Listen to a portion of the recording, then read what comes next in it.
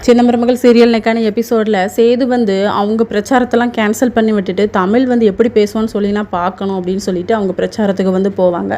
அங்கே தமிழ் வந்து சொல்லுவாங்க, எனக்கு 18 வயசுலேயே கல்யாணம் நடந்துட்டு இதே மாதிரி எந்த பொண்களுக்கும் வந்து இந்த நிலமை வரக்கூடாது, அதனால யாருக்கு வந்து வலுக்கட்டாயமாக கல்யாணம் பண்ணி வச்சாலும் நீங்கள் வந்து உடனே எங்களுக்கு அணுகலாம், இல்லைனா போலீஸ்க்கு கால் பண்ணலாம், நானும் தைரியமாக போராடினேன் வாழ்க்கையில் அப்படின்னு சொல்லிட்டு. அதுக்கப்புறம் எங்கள் அப்பா வந்து ரொம்ப ட்ரிங்க்ஸ் பண்ணுவாங்க, எங்கள் அம்மா தான் எங்களை கஷ்டப்பட்டு வளர்த்தாங்க அப்படின்னு கூட சொல்லுவாங்க. கல்யாணம் ஆனதுக்கப்புறமா கூட ஒரு பொண்ணுங்க வந்து சமையல் கட்டிலே நிற்கணும்னு அவசியம் கிடையாது, அவங்களுக்கு வந்து படிப்பு ரொம்ப முக்கியம், எல்லாத்தையும் எதிர்த்து நீங்கள் தாராளமாக படிக்கலாம், அதுக்கு நாங்கள் கூட ஹெல்ப் பண்ணுவோம், அதனால நீங்கள் ஆட்டோ சின்னத்துக்கு வந்து வாக்களிங்க அப்படின்னு சொல்லிட்டு.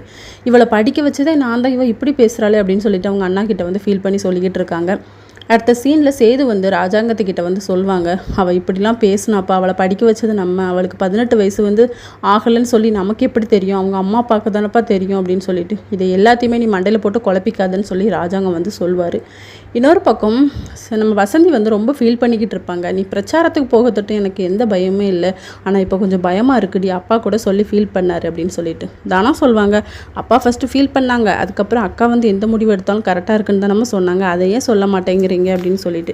பொம்பளை பிள்ளைங்களுக்குலாம் இது எதுக்கு அப்படின்னு சொல்லும்போது அந்த கட்சியில் உள்ளவங்க சொல்லுவாங்க, இதை பற்றி நீங்கள் ஃபீல் பண்ணக்கூடாது, பொண்ணுங்க தான் இப்போ ஸ்டடியாக இருக்கணும் அப்படின்ட்டு. அப்புறம் நம்ம சேது வந்து பிரச்சாரத்துக்கு கிளம்புவாங்களா, ஐஸ்வர்யா வந்து நானும் வரேன்னு சொல்லிட்டு கூடயே போவாங்க. ஒவ்வொரு இடத்துக்கும் போய் தாமரை ஐஸ்வர்யாவும் போஸ்டர் கொடுக்கும்போது அந்த லேடிஸ் எல்லாருமே சொல்லுவாங்க, இப்படி வீட்டில் இருக்க பொண்ணு நிறமாசமாக இருக்கும்போது வீட்டை விட்டு வெளியே துரத்தி விட்டுட்டு எங்கிட்ட வந்து ஓட்டு கேட்கிங்களா, நான் ஆட்டோ சின்னத்துக்கு தான் போடுவேன் அப்படின்னு சொல்லி. இதோட நெக்கான எபிசோட் முடியுது.